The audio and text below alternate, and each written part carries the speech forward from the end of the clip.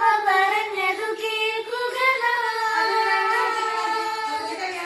അമ്മ തൻ വാക്കുകൾ പുല്ലുപോലെ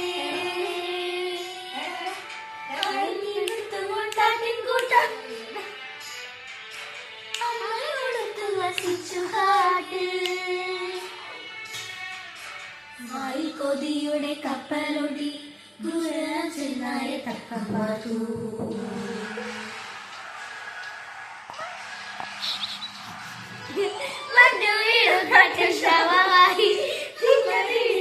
യാത്രയായി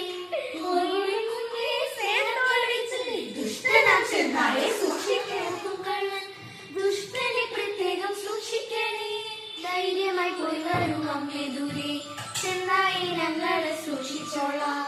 ശബ്ദത്തിൽ മെല്ലെ ചൊല്ലി മക്കളെ വാതിൽ തുറക്കു വേഗം, അമ്മ തണുത്തു വിറച്ചിരുന്നു. എന്നാണെന്നുള്ളവർ ഒന്നാകെ ചൊല്ലി, വാതിൽ തുറക്കല്ലേ പൊന്നണിയ, അമ്മയല്ലിതാ കാട്ടുകള്ളൻ. അമ്മതൻ ശബ്ദം തേനുപോലെ, ഈ ശബ്ദമോ പാറക്കല്ല് പോലെ.